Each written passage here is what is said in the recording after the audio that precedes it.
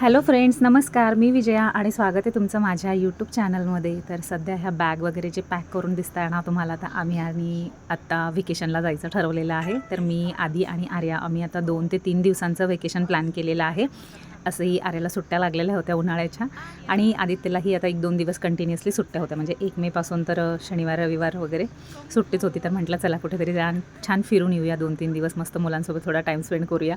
आणि इकडे आर्याला थोडंसं वाईट वाटत होतं, कारण की सिम्बा घरी एकटाच राहणार होता. म्हणजे एकटा म्हणजे आम्ही आता त्या वॉचमॅन ताई ज्या आहेत आमच्या, तर आम्ही त्यांच्याकडे सोडणार होतो. म्हणजे तो घरातच राहणार होता, पण वॉचमॅन ताई त्यांना खायला वगैरे सगळ्या गोष्टी, फूड वगैरे जे आहे ते सगळं आता वॉचमॅन ताईच देणार होत्या.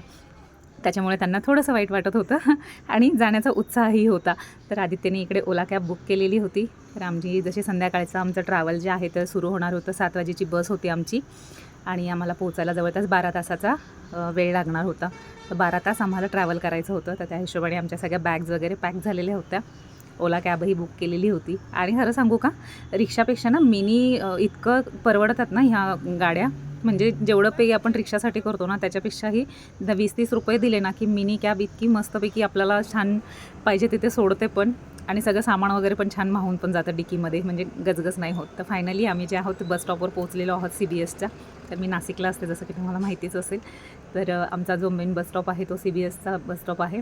तर तिथे मी आणि आर्या पोहोचलेलो आहोत. आदित्यकडे एक काम परफेक्ट असतं. म्हणजे आम्ही एकदा का बाहेर फिरायला निघालो की तो आम्हाला काहीच सामान कॅरी करू देत नाही.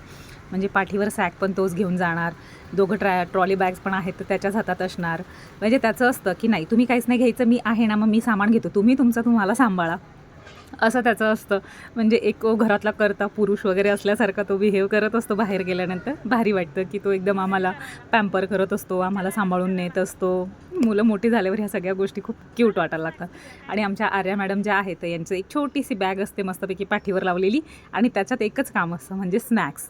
खायला प्यायला काय काय घेतलं ना की ते सगळं फक्त आर्याच्या बॅगमध्ये ती टाकून घेणार, तेवढंच तिचं काम असतं. फायनली आमची बस इकडे आलेली आहे आणि नेक्स्ट डेस्टिनेशन माझं कुठलं आहे, व्हेकेशन्स कुठे प्लॅन केलेलं आहे, याच्यासाठी जो लाँग व्हिडिओ जो आहे ना तो मी बनवणारच आहे. तो लाँग व्हिडिओ तुम्ही नक्की बघा. म्हणजे आम्ही काय काय एन्जॉय केलं, कुठे नेमकं निघालो आहे व्हेकेशन्स म्हणून,